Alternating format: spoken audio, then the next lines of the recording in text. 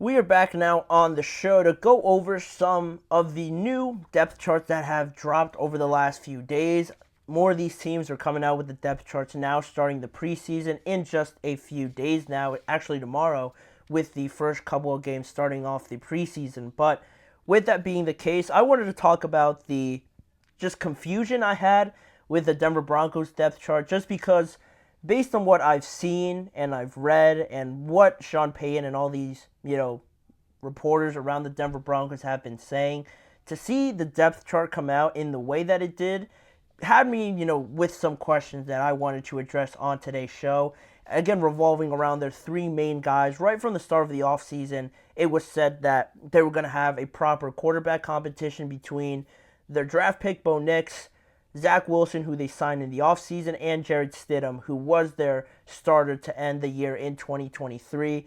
And now the depth chart, brought up some interesting things that I wanted to bring up on today's show. Obviously, with these quarterbacks, right away you saw how it all played out. Starting from the penciled-in starter at the number one spot, you have Jarrett Stidham. Then it was followed up by Zach Wilson as the backup quarterback, and then you had the rookie Bo Nix as the third quarterback in the depth chart. And now, as a preface to all of this, these unofficial depth charts are sometimes released just because they have to be released at this point of the season, but at times they are published by, these teams' PR teams or some teams that are just not the coaches, in some instances. So that's the only real caveat in this unofficial depth chart, but sometimes they are, produced by some of these coaches. And I don't know what the case was with the Denver Broncos depth chart, if that was, put together by Sean Payton or some of the coaching staff or just somebody else unrelated to the team. I know Mike Tomlin posted the depth chart for the Pittsburgh Steelers, and he said that it was pretty accurate. So it all depends on the system, or not the system, but the team and the context around each of their situations. So I don't know how the Broncos, posted this depth chart, but questions, around Zach Wilson, one, being at number two. I thought that was the most glaring point of it, because it is a little bit just contradicting to what I've been seeing and I've been reading on these reports around how the quarterback battle has been, played out so far. Zach Wilson has been, I think, the one most on the short end of the stick, just because, according to the Athletics' Nick's Cosmeter, he reported that it has only become a two-horse race, up until this point between Bo Nix and Jarrett Stidham. He said that Zach Wilson actually stopped taking as many reps with the first-team offense over the last few weeks in comparison to the increase of reps that Bo Nix has had with the first team. Same thing said with Jarrett Stidham. So, these two guys, pretty evidently, it seems to be between Bo Nix and Jarrett Stidham. So for Zach Wilson to be at number two, it's just a little bit contradicting, from the reports and from everything being said.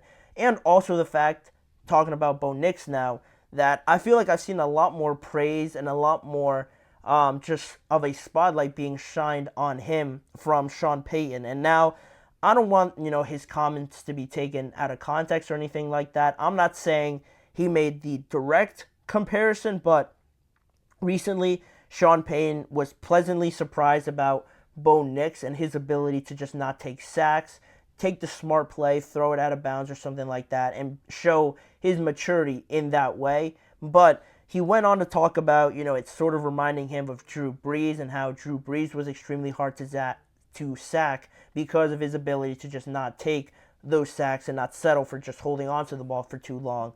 And he brought up the comparison, not directly saying that Bo Nix is already Drew Brees, but that is pretty good company to be compared to a little bit, at least by your head coach in Sean Payton, who, say what you want about him recently, has been one of the more successful coaches in the past, at least. And now with the Denver Broncos, he's trying to rebuild this team up, and to see those comparisons, it is encouraging if you're a Broncos fan to get you excited. But the way he's talked about Bo Nix right away, to put him at number three, again, was a little bit weird at this point in time, at least for me. And then for Jarrett Stidham to be at number one, that to me seemed to be like the least surprising thing about this entire depth chart, just because he finished as the starter in 2023, like I said. after the whole situation with Russ broke down and how all of that was just a big mess, it makes sense that he would be penciled in as the number one. He has the most experience, not only with the Broncos, but just in the NFL as well. So, really, we're going to see all these guys, I'm sure, in the preseason now starting in a few days. And how each of them plays, I'm sure, will affect their positioning in this depth chart going forward and how more official it becomes. But in terms of this depth chart now, and how and why it played out the way it did, it kind of goes back to my feelings around drafting Bo Nix and addressing the quarterback position the way that the Broncos did during the NFL draft, because I felt like at the pick that they had, I think they were 12 or 13. I'm pretty sure they were 12. But regardless of that, where they were, I think made a big deal, because to me, this team, not only were they picking too late, and yeah, maybe they could have got Bo Nix, they obviously did, but I felt that there was no way they were in a position to draft a quarterback, regardless of where they were in the draft, if they were number 1, number 3, or number 8, like the Falcons were. I thought there was no way that they should have drafted a quarterback, just because the rest of this team was far and away from being ready to support a rookie quarterback. But the Denver Broncos ended up going with Bo Nix, and now, almost going forward now with how this quarterback battle plays out, and using a high draft pick on a quarterback rather than using it on another position that you desperately need, maybe like offensive line, or another skill position like wide receiver, somebody else alongside, maybe Pat Surtain, Terrion Arnold was still there, Quinyon Mitchell was still there. You could have drafted one of those guys to improve your defense.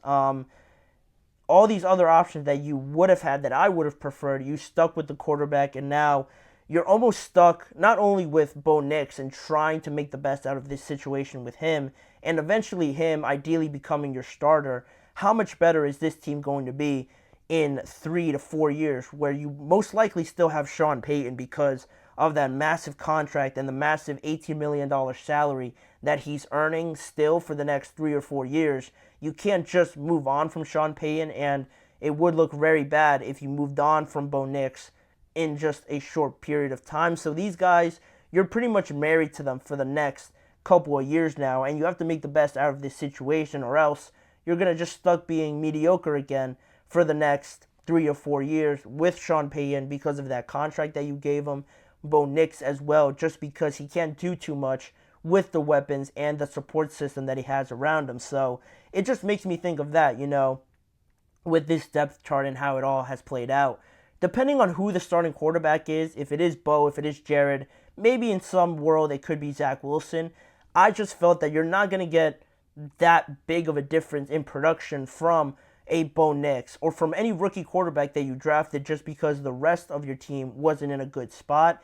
And if you didn't draft the quarterback and it was down between Zach Wilson and Jared Stidham, I think the production would have still been around the same that you were going to get if it was a rookie quarterback and they were, lights out and playing great. The rest of the team, I think, is just not in a good spot right now to much less support a rookie quarterback, but just support any quarterback.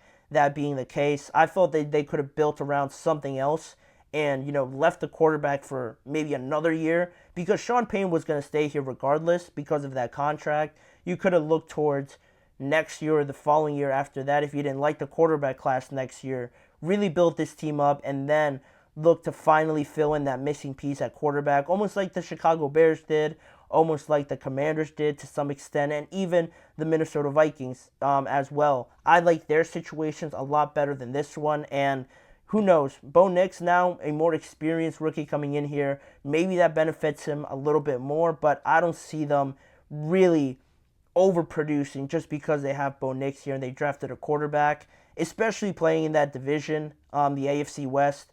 Having the Chiefs there, seeing them twice a year doesn't help too much. So it's probably going to be around the same year that they had last year, in all honesty, regardless of who the quarterback is. But the way it initially played out with this depth chart, I thought was pretty curious in how it was laid out. But overall, let me know what you guys think on the quarterback position, this quarterback battle going on in Denver, and who you would potentially start right away. Do you think it's a good thing to start Bo Nix right away, or give it to Jared Stidham and have Bo Nix earn it in a different way? But that'll do it for that segment. We have one more short topic to get to on today's show, talking some more quarterback talk in the New England Patriots, how they plan on using all 4 of their quarterbacks in their first preseason game, and talking about that, seeing Drake May play for the first time. We're going to get into all of that when we return after this quick break. We'll be right back.